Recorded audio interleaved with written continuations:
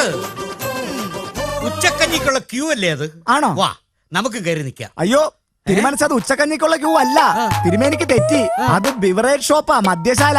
ഓണം പ്രമാണിച്ചേ കേരളത്തിലെ പ്രജകളൊക്കെ മദ്യം വാങ്ങാൻ ക്യൂ നിൽക്കുന്നതാ കാണുന്നത്.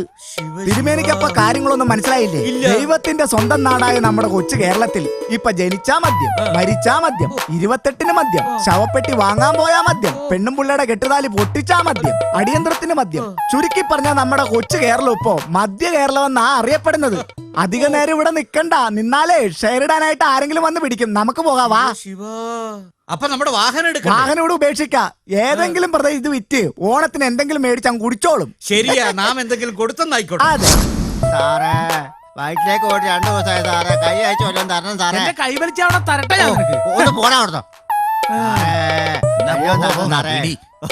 വല്ലോ തരണം സാറേ.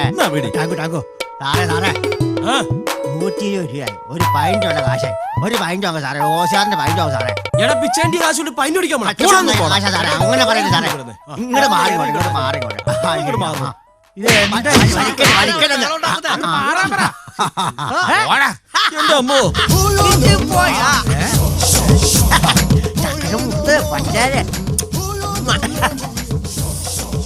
ഇനി വൈകുന്നേ ആദ്യം സുരക്ഷിതമായിട്ടൊരു സ്ഥലത്തോട്ട് വെച്ചോട്ടെ. അവിടെ ഇരിക്കണം.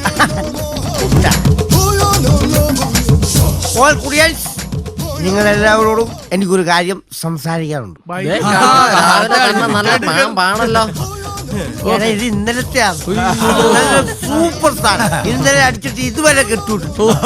ആർക്കുവാണ് ഈ സാധനം മേടിച്ചടിക്കണം കേട്ടോ. ഞാനൊരു കാര്യം ചോദിച്ചു. നമ്മൾ ഈ കൊച്ചു കേരളത്തിൽ ഈ ഖജനാവ് നിറയ്ക്കുന്ന ആരാ? എടാ, ഇന്ത്യയുടെ വരുമാന മാർഗത്തിന് 2 ശക്തിയുള്ളൂ. ഒന്ന് വിദ്യുശക്തിയും മദ്യശക്തി. മദ്യശക്തിയാണ്. അപ്പൊ നമ്മളാണ് ഇവിടുത്തെ ഖജനാവ് നിറക്കുന്ന ആൾക്കാർ. നമ്മൾ കുടുംബം നോക്കുന്നതിനൊക്കെ ആത്മാർത്ഥതയോടു കൂടിയ ഈ ഡിപ്പാർട്ട്മെന്റിനോട് നമ്മളെല്ലാം സഹകരിക്കുന്നത്. അതെന്തെങ്കിലും മനസ്സിലാക്കാത്ത ഞാനൊരു കാര്യം ചോദിക്കും. നമ്മൾ കുടിച്ചില്ലായിരുന്നെങ്കിൽ ഇവരെ ആരെ കൊണ്ട് കുടിപ്പിക്കാന്? അപ്പൊ നമുക്ക് സംഘടന വേണ്ട. നമുക്കൊരു സംഘടന വേണോ? വേണം. അത് ശരിയാ വൈജു. കറക്റ്റ്. അതെ, ഇതിനെതിരെ നമ്മൾ സംഘടിക്കണം. ഞാൻ ചോദിക്കട്ടെ, ഇവിടെ എല്ലാവർക്കും സംഘടന ഉണ്ട്, നമുക്ക് മാത്രം എന്താ ഒരു സംഘടന ഇല്ലാത്ത? ഞാൻ ചോദിക്കട്ടെ, നമുക്ക് എന്തുകൊണ്ട് സംഘടിച്ചുകൂടാ? സംഘടിക്കണം. നിങ്ങൾക്കറിയാമോ, ഒരു സംഘടന ഉണ്ടെങ്കിൽ നമ്മളെ നീറുന്ന 100 പ്രശ്നങ്ങൾക്ക് പരിഹാരം ഉണ്ടാവും. മനസ്സിലായി? ഞാനത് തീരുമാനിച്ചു. പേര് വിട്ടില്ല. അക്ക.